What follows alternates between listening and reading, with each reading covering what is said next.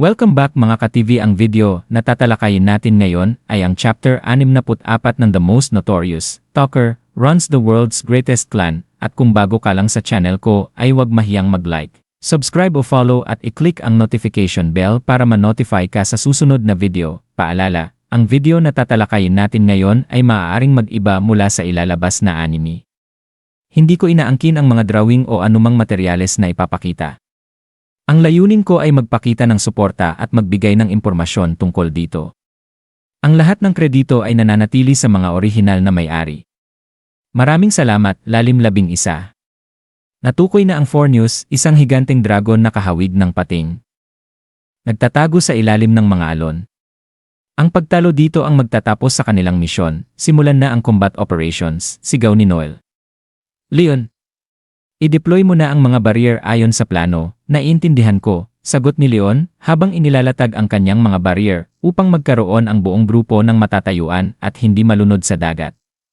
Napamasid si Kauga sa mga alon na unti-unting lumulubog sa gilid ng lungsod sa malayo. Ang lungsod nalikas na ang lahat ng residente. Mag-focus na lang tayo sa kaaway ngayon. Mabilis nang nag-isip si Noel tungkol sa mga limitasyon ng larangan ng labanan.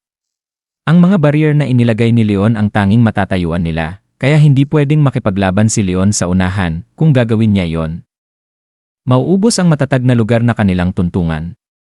Dahil din dito, hindi rin pwedeng i-deploy ni Hugo ang kanyang mga puppet soldier, wala talagang sapat na espasyo.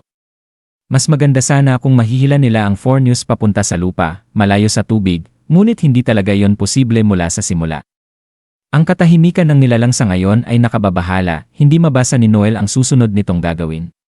Pagkatapos, nakita niya ang paglaki ng liwanag sa lalamunan nito. Dragon's Breath ito, sigaw niya. Magkalat-kalat, ngayon na, binitawan ng halimaw ang kanyang atake, isang putok na sapat sana para gumuho ang isang buong bundok.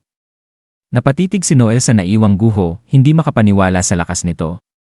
Pinilit niyang isipin ito ng mabuti, ang Dragon's Breath ay natatanging atake ng mga dragon type na nilalang. At sa kaso ng 4 News, ito ay lumalabas bilang isang matinding agos ng tubig dagat. Ngunit hindi ito ordinaryong tubig dagat, may halong metal na kinuha mula sa ilalim ng dagat na nagpapalakas sa pagkasira nito. Ibig sabihin, hanggat sila'y nakikipaglaban dito sa gitna ng dagat, walang katapusan itong makakapagpaputok ng parehong atake. Kaya ba nilang tamaan ito habang umiiwas? Nag-alangan lamang siya ng saglit bago tumibay ang kanyang loob. Kaya niya ito, paparating ang burst attack. Lahat, tumalon ayon sa aking utos, gamit ang kanyang kakayahan, direktang ipinasok ni Noel ang kanyang mga utos sa isipan ng bawat miyembro, perpekto ang oras. Alma! Umakyat ka sa matatayuan 10 metro sa itaas mo, tapos tumalon ka papunta sa isa pang matatayuan diagonal sa iyong kaliwa.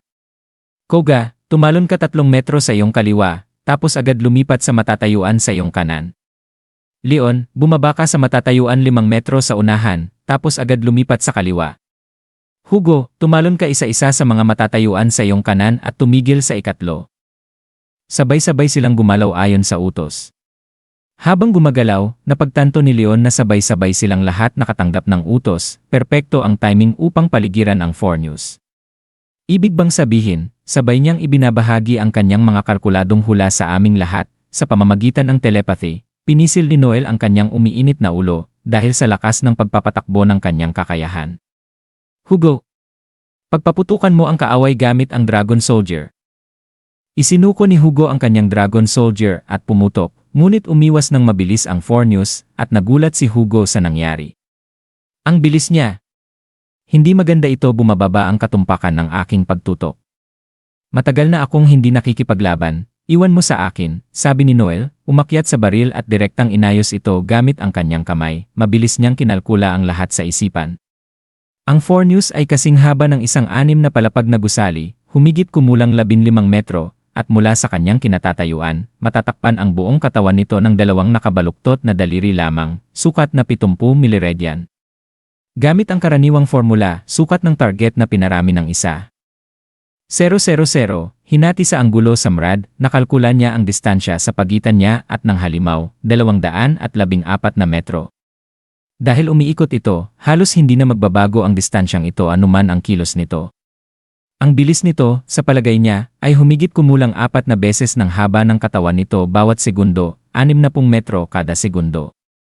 Isama pa ang hangin mula sa dagat na dumadaloy patungo sa lupa ng 1 metro kada segundo, at malinaw na sa kanya ang inaasahang posisyon nito at ang pinakamainam na tatamaan, i-adjust ang baril. 70 grado sa kaliwa, 20 grado pa itaas ngayon na.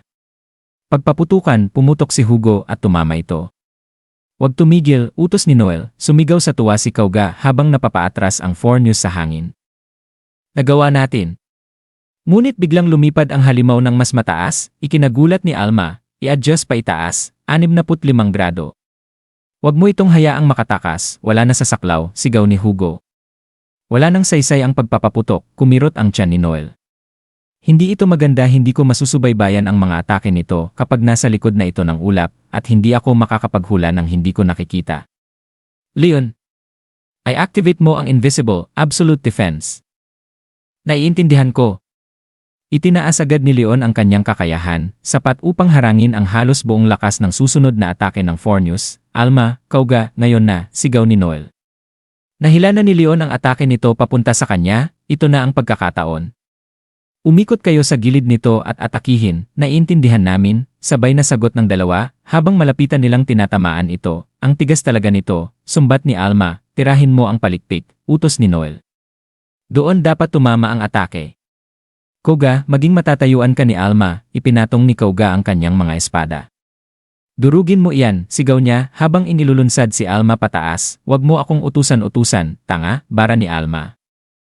Habang inilalabas niya ang kanyang Axel Duodecopo, 12 beses na bilis, direktang tinusok ang palikpik ng halimaw, habang paatras ang sugatang Fornews para muling gumawa ng atake gamit ang lalamunan nito, mabilis na gumalaw si Noel. Kinuha ang kanyang posisyon at itinutok ang kanyang natatanging baril papunta sa lig nito. Isang bagay ang pareho sa lahat ng Dragon type, ang reverse scale, laging nasa ilalim ng baba. Ito ay isang uri ng safety valve upang maiwasang mag-misfire ang atake nito sa loob, at dahil dito, mas mahina ito kumpara sa ibang mga kaliskis. Inilabas niya ang kanyang mahikang bala, Thunder Bullet. Kapag dumaan ang kuryente sa tubig dagat na may halong metal, mahahati ito sa hydrogen, nasusunog, at oxygen, oxidizer, habang ang mga particle ng metal ay lubhang nasusunog din. Sa madaling salita, ang loob ng bibig ng halimaw ay parang bomba na handa ng pumutok. Sumabog ang bala sa loob ng lalamunan nito, Leon. Hugo, tapusin na natin ito sa isang malakas na atake. Inilabas ni Leon ang kanyang Divine Impact, sinundan naman ni Hugo ng kanyang Dragoon Variation. Bumagsak ang Fornews at bumagsak din ang buong grupo sa dagat habang natatapos ang labanan. Tulong, halinghing ni Kauga, kumakawag upang manatili sa ibabaw ng tubig. Nakalimutan ko, hindi ako marunong lumangoy, halos hindi na makahinga si Leon dahil sa lubog na siya. Gusto kitang tulungan, pero ang bigat ng armor ko, kaya napahalakhak si Alma sa dalawa hanggang sa biglang siya'y napasigaw. Aray, ang sakit! Namumuwang ang binti ko habang lumalangoy at tumatawa ng sabay. Noel, tulungan mo ako. Samantala, si Hugo naman ay tahimik lang na lumulutang sa likuran, walang pakialam. Sandali lang, sabi ni Noel, lumulutang din, gumagawa ako ng bangka ngayon. Wag niyo akong hawakan. Bumaba kayo sa akin, mga tanga kayo, pagkatapos sinabi niya, tapos na ang labanan. Mahusay ang lahat, at iyon na para sa kabanata ngayong araw.